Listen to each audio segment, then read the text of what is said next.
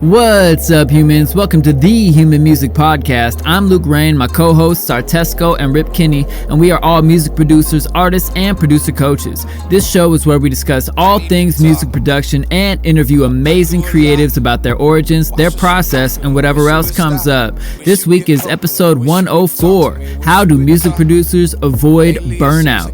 We are diving into Luke Rain's experience burning out in 2021, Rip Kinney's work on his album, Flow State, going directly for your goal versus taking the scenic route, myopic focus versus zooming out for a wider perspective, following your joy, working with divine masculine yang energy compared to divine feminine yin energy, making a clearing in your life for your desires to come into, and many tangents that take us off the rails.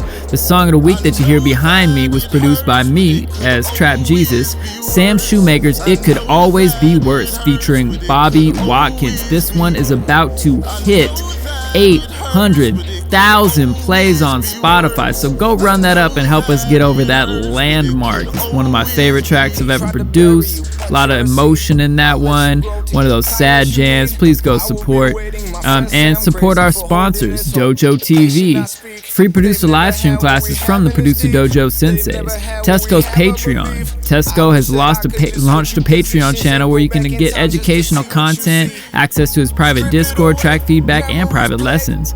The weekly download, where you can learn from our mentor Il Gates and his private weekly group lessons, and get access to nearly 300 more episodes in the archive for just $20 a month. And guest practices, where you can learn from Seth Drake at the Approach Institute. He's the best engineer we know, and your first class over there is free. Hit up thehumanmusicpodcast.com to find our socials, sound packs, and more streaming options. But let's get on into this episode. Hello, people of Earth. This is Tesco with Rip Kenny and Trap Jesus, and you're listening to the Human Music Podcast. Woo!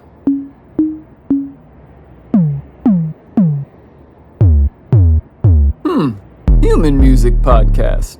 I like it. What's up, humans? How y'all doing? Hello. Hi. Ooh, Hi. sticky, icky. Boop, boop, boop. That Boop, sticky, boop, boop. icky that we burn, you know what I'm saying? The Just don't ickier want to the let better. it burn out. Oh my god, that's so good.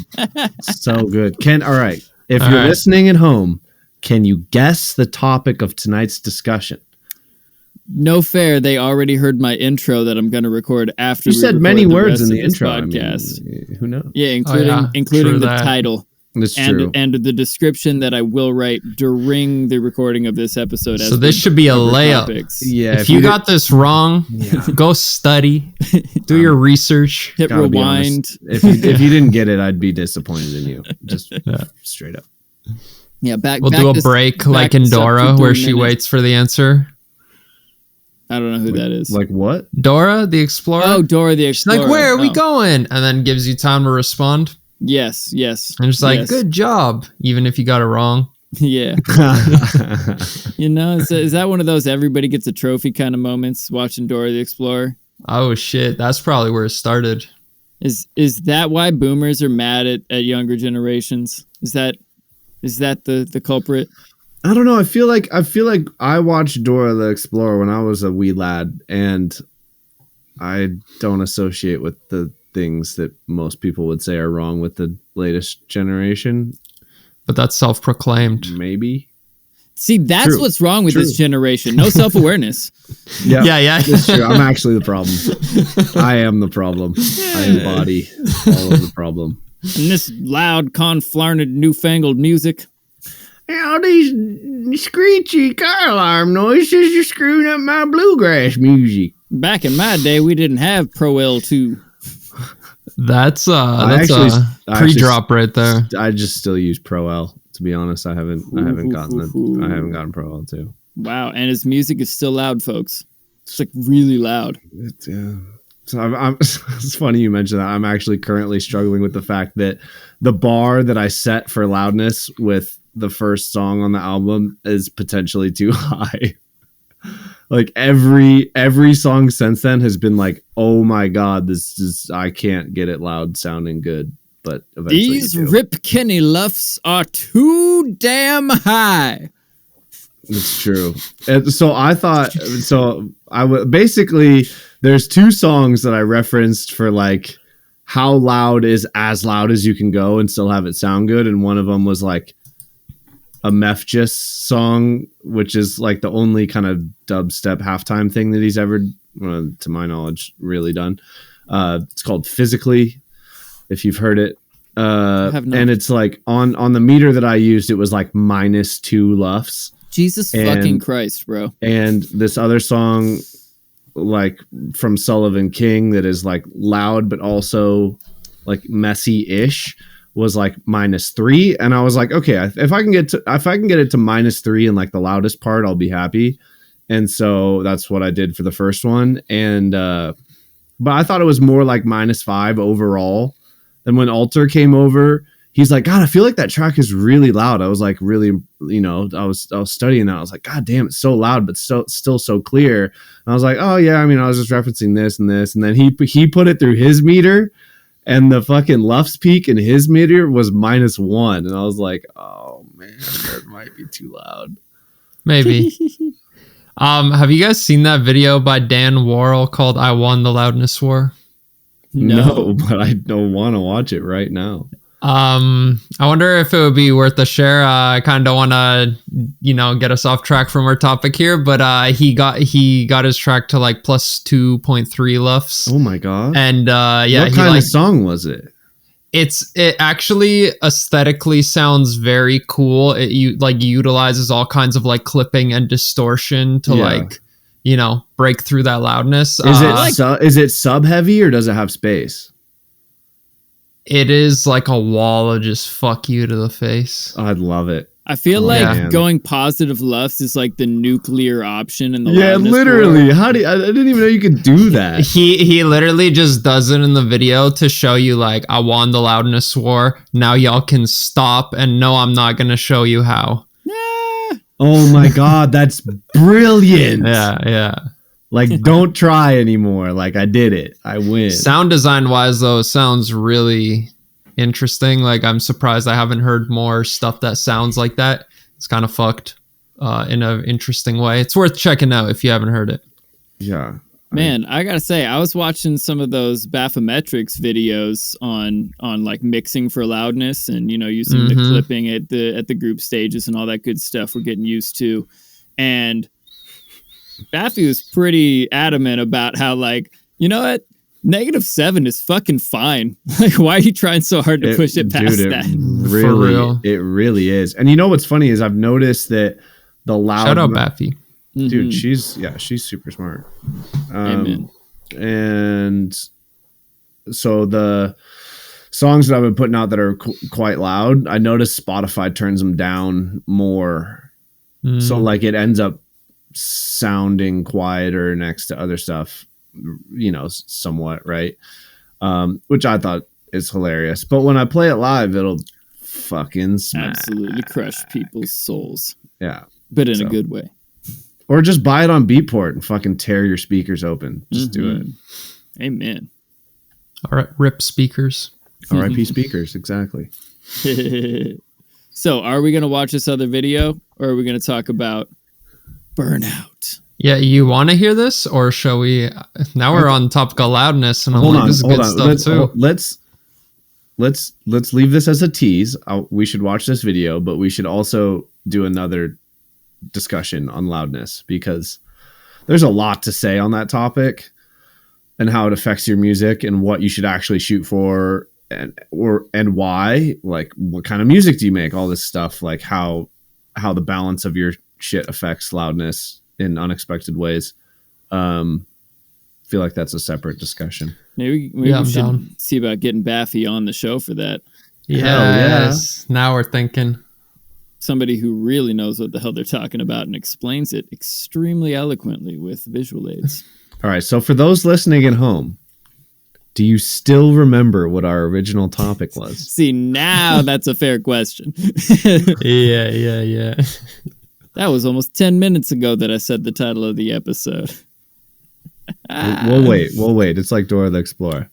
Swipe or no You're swiping. right. Good job. So I bet trying to get those next tracks as loud as that first track that damn near hits 0. It's like the warp barrier out here. Like, you might be putting a lot of work in to try to get these other tracks that loud. It's true. Too much. It's like the brown note. When you hear it, you just shit yourself. That's actually the goal. You've heard of the brown note? I said burnout, not brown note. I know they're close. Have I heard of the brown note? The low B on the recorder? Are you joking? Yeah, that's the one. Yeah, Shouts out to South Park again. Oh, is it a South Park thing? There's a whole episode, dude. Is it a South Park thing? Of course they did an episode on that. That's where, that the whole brown note thing came to popular consciousness. Oh, that's because of them? Because of that episode where they literally had a recorder concert and God, now I want to watch this clip, but we're not going to derail that hard. But there was basically they had a recorder concert. All the kids thought it'd be funny to play this low B that makes you shit yourself, and they played it on this huge loud system, and then it was just like absolute carnage. Like, I think Kenny died. Yeah, he shit himself. Oh, I wonder if they made an episode off of this, because I'm looking at it again, and from what I remember, it was like a hypothetical kind of thing that was like not hypothesized, and apparently they tested it on Mythbusters and stuff. That sounds right. Okay, now I need to know what came first. The Mythbusters at the South Park. So there's these things called rails. Have you guys seen them? I think we're off them. Oh, always. What's that? We stay off. It's these things that are not in the woods, which is where we are. So I think we need to leave the woods if we're going to get back to those rails I was talking about. Right. And those rails are about avoiding burnout. It's like one of those early episodes where we didn't have a topic and we just winged it for 90 minutes. And then I wonder what this episode's called. Let's pick a name. So honestly, I'm low-key avoiding this topic, and you should not listen to anything I have to say. See, so that's what happens when I burn out, is I go into avoidance mode and start like binging TV shows and shit. Trying to make the brown and note luffs on your modular. So the South Park episode with the brown note came out in the year 2000. The Mythbusters came out in the year 2005. Mm-hmm. Significantly after. Okay. South Park did it. That's making a lot more sense now. Amen. Shouts out to Mythbusters. RIP to that one dude. And South Park, you guys are still gold on season 25. Oh my god. Mad props. Yeah. For being like the best, longest running show ever. Shouts to Simpsons and all, but y'all season 25 and shit wasn't something to go make sure you caught up on as far as I'm concerned. It's true. South Park. It's amazing when you unbiasedly roast everybody equally. No holds barred. Amen. Including your own cast members until they quit and you have to chop together their final episode with previous. Also, rest in peace, Isaac Hayes. Yeah. For anyone that doesn't know what we're talking about, that since we're off the rails, that is Chef from the show South Park, who they had to chop together audio and basically kill off his character, which is hilarious to do in a cartoon. Mm-hmm. But yeah. I mean, they made fun of Scientology, and he was not cool with that, even though he participated in making fun of every other religion. Funny how that works. Yeah. Props to them for sticking for with their those of guns. you listening at home, do you know what the title of the episode is? Don't join Scientology. How to engage in avoidance tactics to not actually work on what you meant to. How to play the brown note on your recorder. Yes. Because we know you kept it from 3rd grade. We know you did. I'm down to do that didn't. topic. You actually probably didn't. I just have this weird wooden flute that doesn't really make that much noise. Play the brown note. Test it. I mean, it's a brown flute. It's got to have the brown note. Play a B.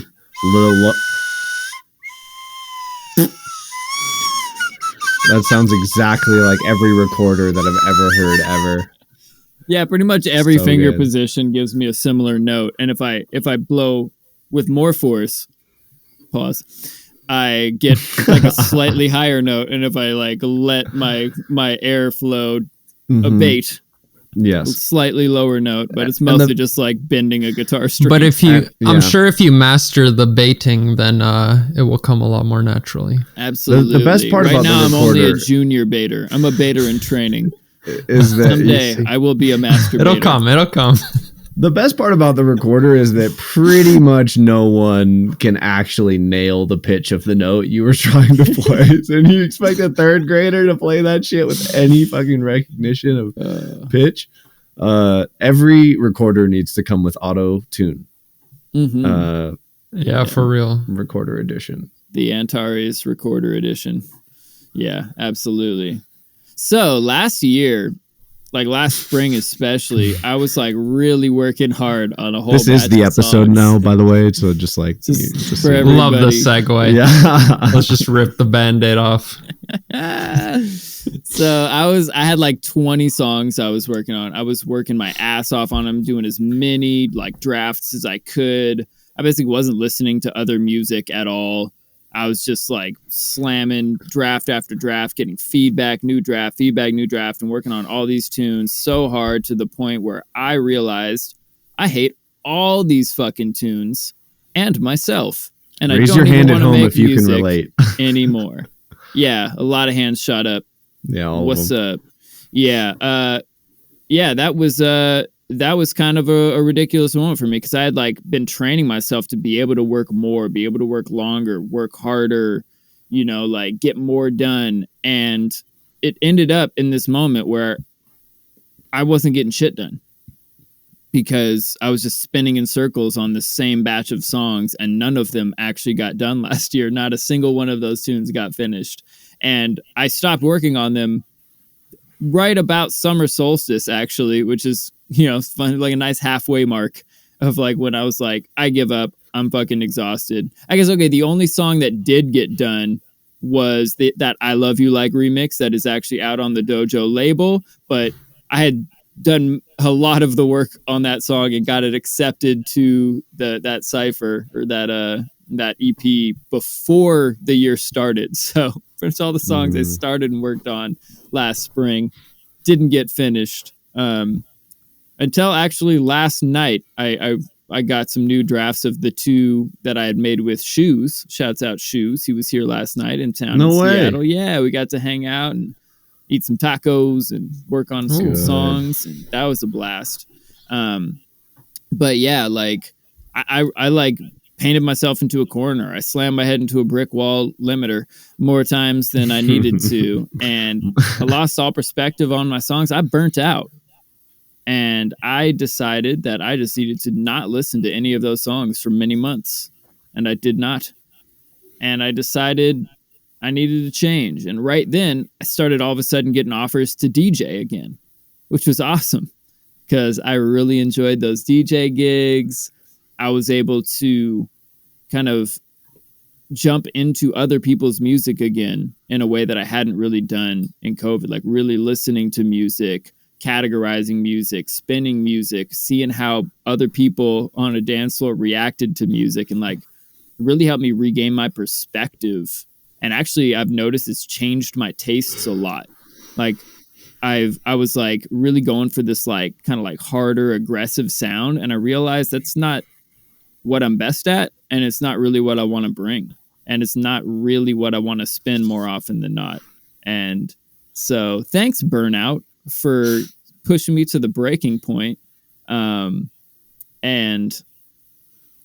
giving me some much needed perspective. And now that I'm jumping back into writing and recording and mixing again, it feels easier. I feel like I'm better than I was 9 or 10 months ago, even though I have barely done it since, which is very counterintuitive.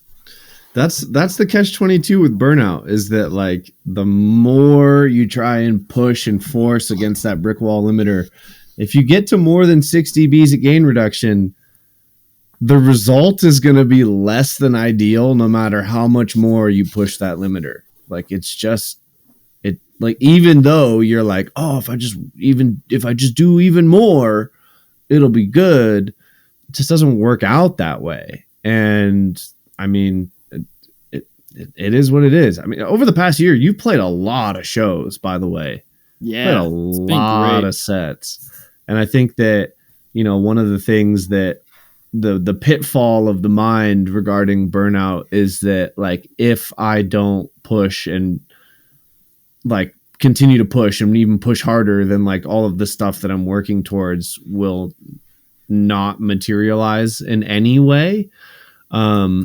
Which is just a fallacy, right? Like other stuff comes up, you can always continue to work on, you know, other things that push your goal forwards. But it just takes a really dedicated, you know, ability to step outside of your internal control room and examine what's actually happening, what the output actually is, what the result is, and reconsidering how you're working towards that goal in order to actually make more progress than you thought you would. Yeah. I got a question for you. After going through that, have you taken any measures to prevent burnout in the future? Yeah. A big one, you know, just kind of perfectly was what I was going to respond to Evan's question with also, or Evan's, you know, viewpoint there of like, if you just keep pushing harder, we think it'll just be more. It's like just crushing your limiter even more and more, but you've passed the point of diminishing returns. And so, like I said, I, you know, kind of on accident stumbled upon this through experience of like, oh man, okay, I went to a point where I didn't want to push anymore. And as soon as I let that go, and it was right around the same time, I decided to stop working with Bounce Gang, and because there was just so much work there and it just wasn't feeling aligned for me, and it wasn't accomplishing the goals I wanted to accomplish. It didn't feel right anymore. So I stopped working on my tunes and I stopped working with this crew, and it's like, shit, what am I going to do now? And then all of a sudden the world just kind of started dropping things into my lap. And recently I pulled an Oracle card from an Oracle deck, kind of like a tarot deck vibe. And the card... Wait, can you explain the concept? I know what tarot cards are. It's basically like telling a fortune with what cards you lay up, but like how does it work for someone like myself who has absolutely. concept? I've been getting a lot into these lately. I bought a couple of decks, a tarot deck, like a traditional tarot deck, and then an Oracle deck. So quickly, the difference between a tarot and an Oracle deck: the tarot has like specific like major and minor arcana. It's got like the trump cards. It's like a set of cards that are kind of like the big cards, and then like kind of a similar to a deck of cards. It's got 4 suits, and like the numbered cards, and then like the court cards. You know, like the king, queen, knight, page, and then it's got the ace through 10. So it's like kind of similar. They evolved at a similar time. And then the people used to play with the tarot cards, play games, but now it's mostly used as like kind of a fortune telling oracle. And to me, the way it works is like you come with the question, and, you know, you shuffle the cards, and then you lay them out, and kind of the cards each have their own significance. And depending on like what website or booklet you look in, it's going to have like a slightly different set of terms and interpretation. What I like about them is that they will give you a reflection of yourself. The way I like to read it is, how am I reacting to the adjectives on this card based on my question? It's mostly a look inside of me and whoever I'm reading the cards with, whether somebody's reading cards for me or if I'm reading cards for somebody else. It reflects us and how we feel about the relationship between the interpretation of the cards and the question that we've posed to them.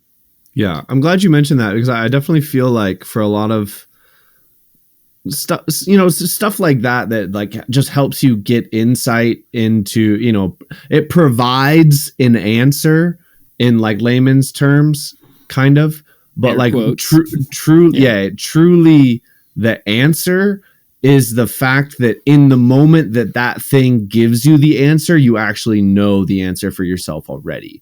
Like, for instance, like in college, I had this like magic 8-ball, and I always thought it was like, if I didn't know what to do, you would, shake the magic 8-ball and look at it, and the answer it provides is like, just the answer that it gives. But in that moment, if you were 50-50 on that decision and you were shaking that 8-ball, in the moment that you shake the 8-ball and you start to see the thing like rotate around and then give you the answer, you like in your head, what you're hoping for at that point.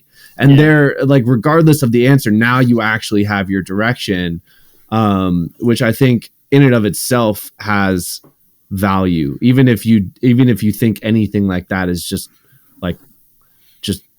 a silly game. Like it's the same thing as like tossing a coin in the air, and when the coin is in the air, you're like, think about like what you actually want it to land on, and there's your answer. Before, like, it doesn't matter the thing itself, but it helps you reflect on how you're feeling about it. Yeah, it's like a prompt for important questions to ask yourself. Yeah. So continue. So the thing that you flipped up, what did it help you? Yeah, it was an Oracle deck that my friend Grace in Colorado had when I was down there visiting for that DJ gig. And I flipped it, and the card was called Softly, Softly, Gentle Touch. And we were talking That's about what the card is called? That was Sounds the like a name of band. this card, Yeah, right? I know. It was an Oracle deck. So Oracle decks don't have like the traditional cards in them. They're just like whatever artist and author teamed up to make these cards, just pick whatever they want that's significant to them and put it on cards. And usually there's some sort of theme to the deck. And this one, I think it was like Angel Aura or something.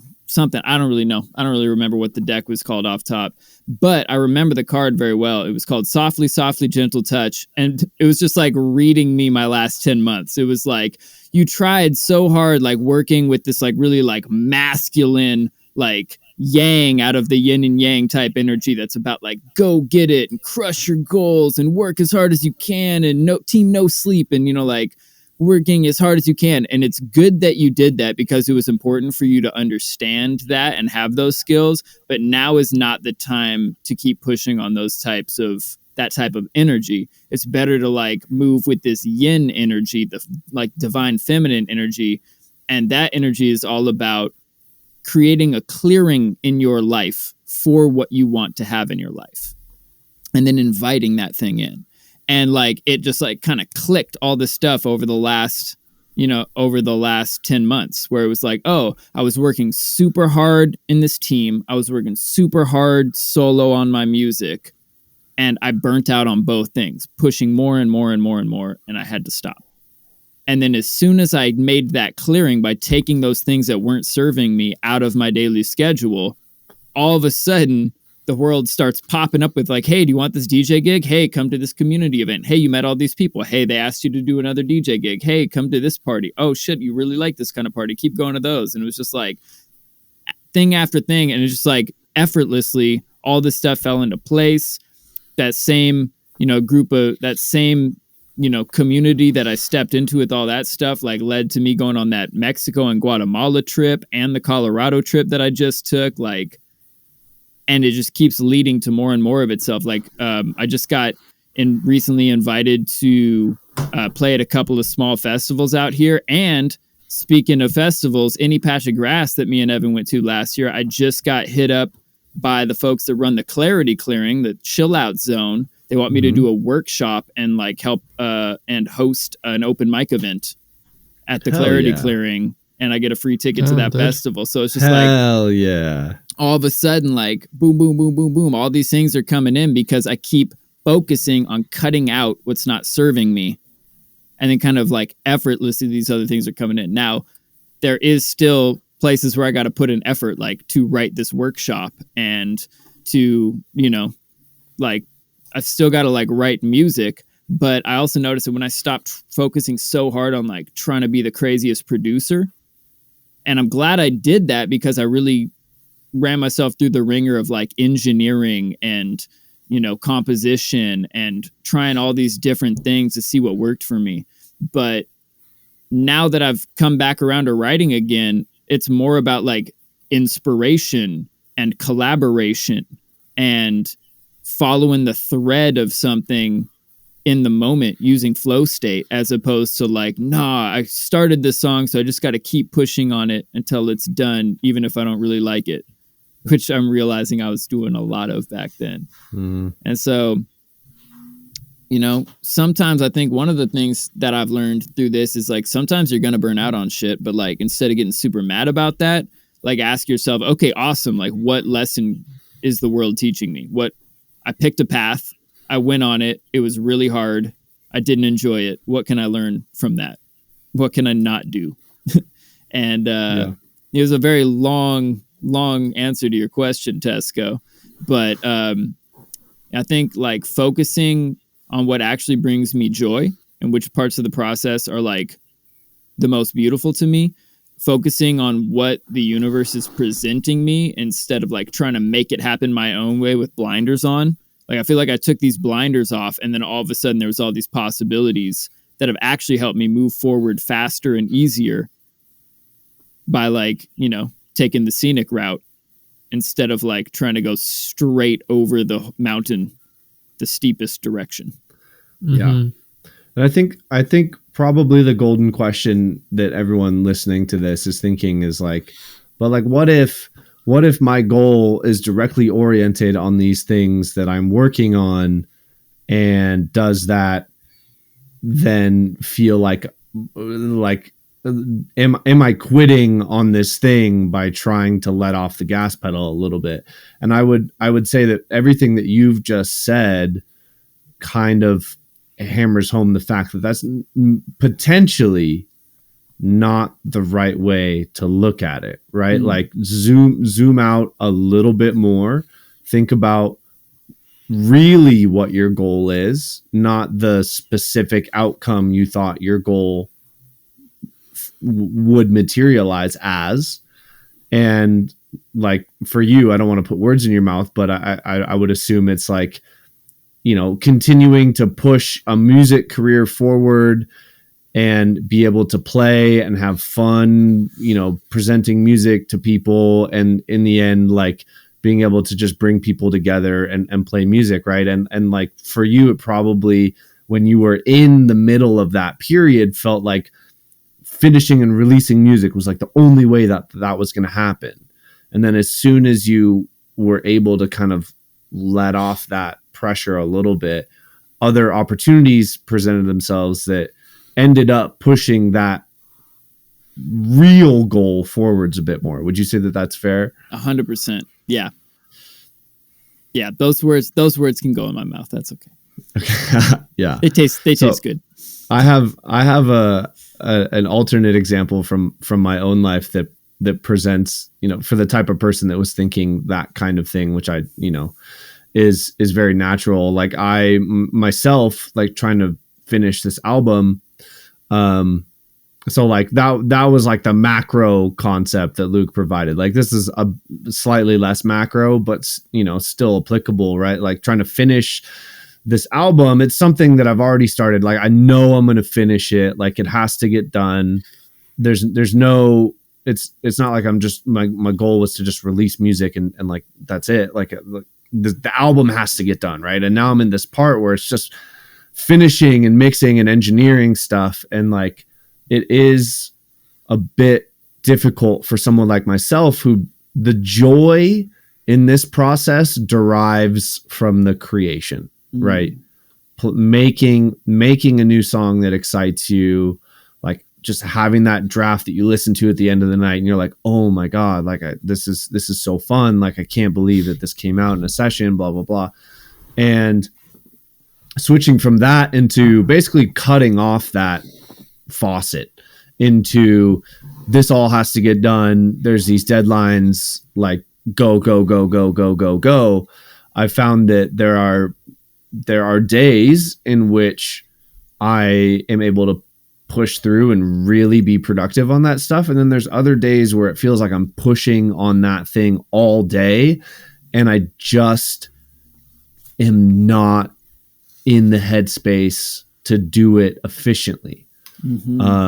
And so from my experience, I feel like the thing that I've realized is that, so for whatever reason, for me, like Mondays, like, you know, after a weekend where, you know, I might have went outside or hung out, just kind of took a little break from music. Mondays coming back, I always am more excited to continue to push the project forward and finish the music, but Mondays never really end up as productive for this type of thing. And so what I realized is that, like, instead of continuing to press against that brick wall and like, this is my myopic focus on what I need to do. I need to finish the songs. I need to detail them. I need to engineer them. They need to get done and fucking distributed.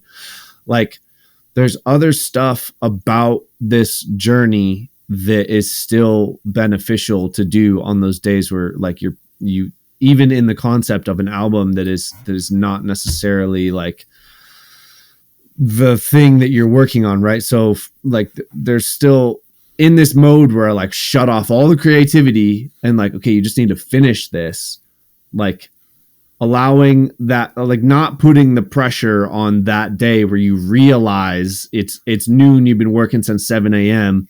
and it's like, you're not making the progress you want to. You can't, like, it probably shouldn't even take you that long to realize how your day is going. But for me, being stubborn, or I don't even know, like, it does.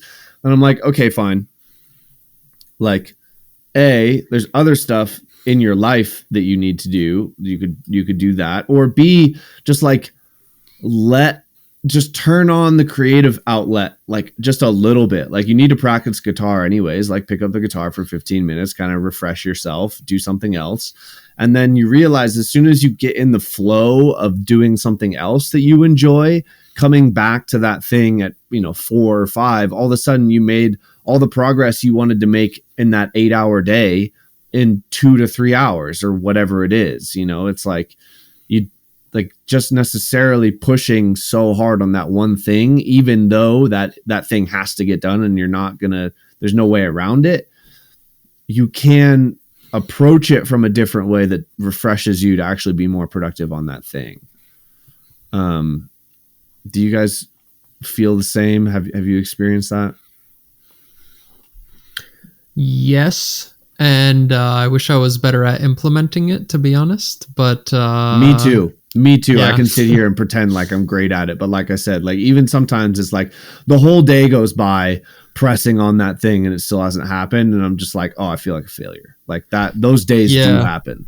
I think the tricky thing, like for me personally, is there is definitely a certain point where it's like, I think it's good to have a little grit to you and to not just back down once you start getting tired. I think at that point, you usually have a bit more go in you. And if you're hungry, keep going. But the problem I have is exhausting past that. The thing is, like in weightlifting, they say don't train till failure every set. You don't need that. You'll have better recovery in between sets by keeping like 2-3 reps in the tank. You'll still stimulate your muscles enough, blah, blah, blah. What the fuck do I know? I'm not a weightlifter, but that's the general principle. So I feel like it's kind of the same with music, where it's like, for me, I'll push closer to the end than I need to. And it's just about balancing. Like, I think overall raising your stress management is really good. And that's an actual practical step you can take to become more productive. But it's like, I have to go work out consistently, push 80% of the way for a long period of time to get the results. I can't cram that in 3 months and push 120%. It just as much fundamentally doesn't work like that. So that's just kind of been the kind of learning experience for me. Like, I'm curious if you guys relate, but when I'm in that phase where I'm kind of pushing and moving towards burnout, I find it harder to gauge how close I am. Like when you're working out, you can kind of feel like, all right, I have 2 or 3 left in me. But I feel like when the more I get in my own world, the more I forget all the outside shit and to eat properly and to sleep properly, and all of that kind of compounds on itself. So yeah, I'm curious to hear, like, do you guys experience the same thing? Do you feel like you maintain the same kind of self-awareness? Do you feel like, yeah, there's any kind of notable moments where you notice that happening for yourself? Yeah, I mean, like I try to as much as possible, but something you brought up I think is really important as relates to this discussion is that like you need to have the grit too in order to do this at all, like, because like the part of the process is like getting to a point where like, fuck, I hate this, god dang it, I don't know if this is ever going to get released. Like that happens like with almost every song, and like you need the grit to push through that. And so it's really easy to trick yourself into thinking that like no matter what, that is the thing that needs to be cultivated and you just need to push. But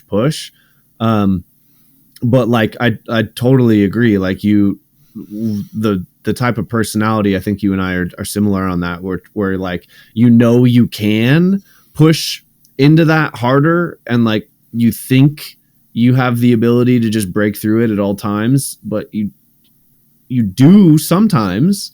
And so like you feel like that's just like what you should be able to do. But I think the macro level that you need to remember is like, if you judge yourself on anything based on your best day, like you are going to be unhappy.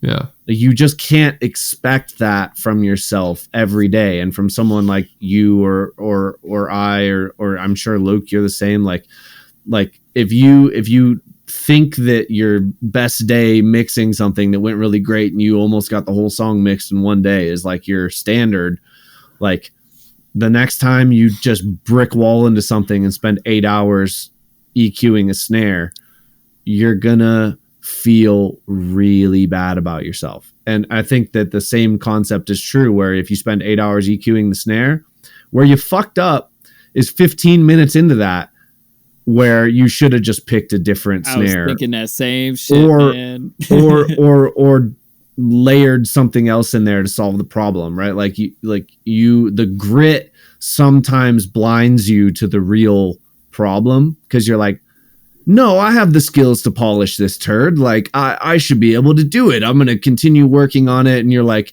you get that, you get like a little bit closer and you're like, oh, I'm almost there. Like I can do it. And then like, you just missed the point potentially. Like, yeah, it reminds me of that Kanye line. You worry about the wrong things. It's true. Yeah, man.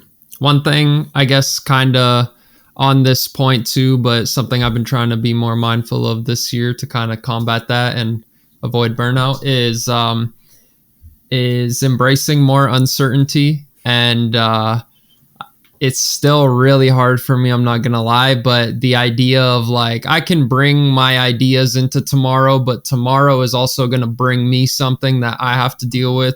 And I would always push too hard on, the release date. It's gotta be done by this time, and this gotta be, and I was always, I think, trying to cram more in and think of like, all right, worst case scenario, it has to get done by this point. But by embracing a little bit more uncertainty and being like, this could get done in March, this could get done in May, or it could be done next May, versus like, if I'm okay with not exactly knowing when it could be done, what if shit goes like, more on path than what you could have expected? What if by easing up, you just let shit fall into place and you have more of those moments where you have the songs that just come together, because you're not just fucking trying to force it. If it takes 7 months, it takes 7 months, but at least now you're opening up that possibility for yourself where shit comes together really quick, because you're not stressing, it's got to be done in 4 hours. So it might come together in 2, certain stuff like that has changed my perspective a little. And, thinking also in terms of like, what could the best case scenario be? What if I have less expectations and made more happen? I think, maybe you relate, but it feels like more expectations equals more shit that I get done equals more shit that I do. And it's like, Luke, you were talking about like, hey, I just eased up and now I'm getting this opportunity to do this workshop and this, and this. I'm sure the music feels a lot more inspiring and free now. Shit like that, you couldn't have in your previous position sat down and be like, all right, by this month I want to take this trip, and by this month I want to do this workshop, and you couldn't have planned all that shit out. Could not have. But I it had happened. no idea it was coming around the bend. Yeah. Man, actually that's reminded me of this meditation I kind of forgot about, this guided meditation that I was in December. And in it, like in this part, I was like shown a wide open freeway. And I know right where it was because I was driving on it the day before. It was in Tacoma. I know you know this spot, Evan, Tacoma, where like you're leaving Tacoma to go towards Lakewood and the whole freeway just like turns to the left and you can't see what's coming around the bend there. It's really funny because that spot is never wide open. Ever wide open, right? Ever. It is the traffic capital of the entire Northwestern It don't United matter States. when you're driving through there. It is packed. Yeah. Maybe 3 a.m. Maybe. But in this vision, it was wide open. I was the only car on the road. And I was in the center lane. I had as much room to move left or right as I wanted to. I couldn't see what was coming around the bend, but I just got this sense that I could just like move forward without any worries. And it was just such a metaphor for like kind of where I was at that moment. Like, man, I guess I'm going to like be going on this Mexico trip. And I guess I'm going to just be like seeing what happens. And I have no idea what's going to go down. And I think I'm going to maybe go to Guatemala, but I don't have a return ticket or know when I'm coming back, or it's okay. I'm just going to put my foot on the gas and move forward with the flow of life.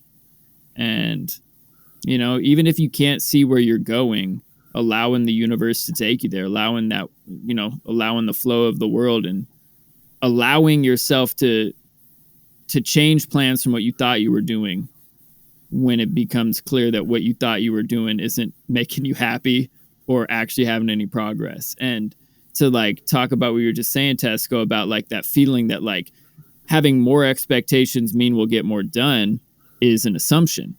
And in some cases it might be true, but you know, a lot of the times in reality, I found it to not be true. Like if I go into like, I'm going to get this one thing done tomorrow, usually I'll like go at it and do that one thing. And then like, oh, hey, look, I still got time left. I can get a few more things done. But I like focused on the one thing and actually finish it, where it's like, I got 50 things to do tomorrow. And then my brain's just like, fuck, freeze mode. Dude, seriously. I don't even know how to start. This sounds terrible. I'm going to hit the snooze for 2 hours. Fuck this. Yeah. It's like that. Yeah. So stacking your plate too high. Sometimes you're like, man, I lost my appetite. Whereas if you just get like a one scoop of each thing you're sure you want to eat, clean your plate, go back for seconds. Mm-hmm. It's true. I think everyone's eyes are bigger than their stomach, not just at Thanksgiving, which always happens. Mm-hmm. I'm getting better at that. Trying to. Finally. Always. Maybe. But like it is like that. It's when you stack your plate so high and then you don't finish all the food that you thought you were going to finish, you feel bad. When you go back for seconds, you don't feel bad because you added the right amount to your plate to start with. And now you have earned the right to go back for more food, and you want to. You feel motivated to get more food because you added the right amount. And now when you go back for seconds, you can get just the shit that you really liked. Mm-hmm. You know, you threw so much of that sweet potato casserole on your plate thinking it was going to be your favorite. And when you tasted it, it just wasn't really hitting you the right way. Just to add marshmallows to a sweet potato. It was sweet in the name already. God damn it, people. That's never, my personal beef. I know. Did not need marshmallows on that shit. I say that in particular because I have no clue what you're talking about. It's America. This is America. It's adding sugar to sweet, and it's unnecessary. Awful. And the thing is, pour brown sugar on that shit too. It's like, what the fuck are y'all doing? Okay, I was gonna say sweet potato casserole. That doesn't sound bad. Sweet but then you said marshmallows with butter and salt. All you need, butter, salt. Keep it simple. Okay. Well, next on the Human Cooking Podcast. Yeah, I think Human Abomination Podcast. Yeah, man, you should have seen some of the weird ass dishes my older family members would bring out on Thanksgiving. Like weird like gelatins. Like it looks like Jello, but it's savory. Like what are the chunks? Oof. What are the chunks floating in it? That's not a grape. I'm used to fruit in Jello. That seems right, but then you got like tomatoes and celery and shit in there for some reason. It's like why? Why did we do this? Oof. That's a huge God oof. rest their souls and shit, but like I regret even asking the question at this point. Yeah, I don't love those dishes. Yeah, I know, right? Hey, look. I can't see the rails anymore. We're off of them again. The perma off the rails. I think the thing is, though, is that sweet potato casserole with the marshmallows on top, you're like, that's going to be dank. And then you realize the stuffing, which is, just a staple, ended up being your favorite, and you want more stuffing and you don't want any of that casserole. Mm-hmm. That sweet potato casserole has turned your stomach and you don't want any of it. But because in the situation where you added just enough of everything to try it, and now you come back and you get the right thing the second time, is you satiated yourself with the right amount of the things that you in the end wanted the most of.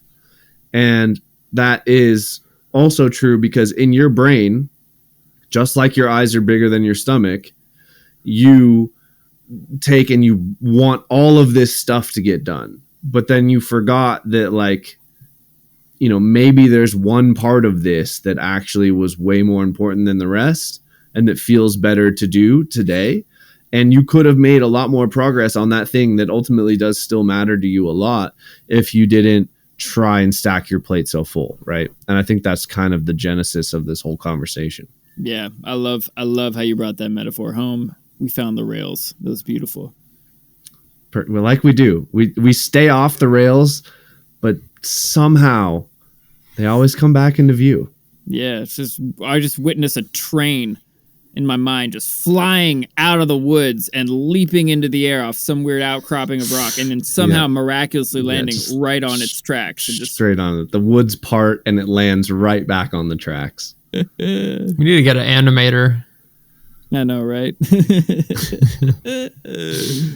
All right, I feel like that's a pretty good podcast, fellas. That's a bow. I think one final reminder that's also really important in this discussion: none of this is intended to be an excuse to not get anything done that you want to work on. Like you also have to keep in mind like your overall goal, but you need to be honest with yourself about how that is going to happen. And you can't just be so single track mind in what is going to push you forward towards that. Stepping back and observing your options, or even just thinking about how you could change course in general, is a necessary skill to have as a musician, a producer, as anything in life. But it is not an excuse to not put in the work. Yeah, still got to do that. Talking about balance. And one thing I've noticed for me with this whole burnout perspective is like, and it's kind of come up in this conversation already, is like part of that balance is like, how do I work well tomorrow? By like eating good and sleeping and like doing a workout today. And I'll wake up tomorrow wanting to get up, as opposed to being like, oh, I feel crappy, I don't want to do anything because I didn't eat good food or get enough sleep or go do a workout yesterday. Like if I do those three things consistently, and hydrate, drink water. Like if you do those things consistently, you're gonna be able to keep showing up at the plate. And if you put a realistic amount of food on your plate and actually finish it in the metaphorical sense, you're going to be able to keep working tomorrow, and you're going to have that motivation. You're going to have that like, oh, hey, look, I accomplished my goals, as opposed to I'm a piece of shit. I only accomplished 50% of my goals. Well, what if you just realize that 50% of what you normally put on a list is a good amount of things to realistically get done, and then you're proud of yourself instead of shitting on yourself for the same output. Completing something in a fashion that it was enjoyable to you, that moves yourself towards that goal, is way more enjoyable than not completing the bunch of things you thought would move you towards that goal but never did because you didn't finish them because you burned out. Yeah. Amen. Amen. Tell them.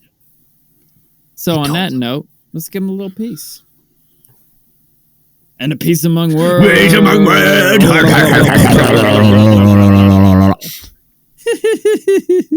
Bye, everyone. Don't burn out.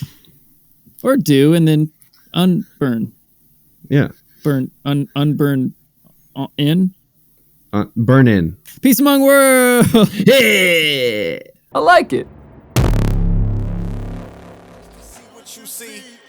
All right, humans, thank y'all so much for being here with us. Thank you for checking out this episode about avoiding burnout. We've made it about 2 years. Next year is our 2-year anniversary, and we have avoided burning out on this podcast because we have so much fun doing it with really cool people that we love. That's probably part of it, huh?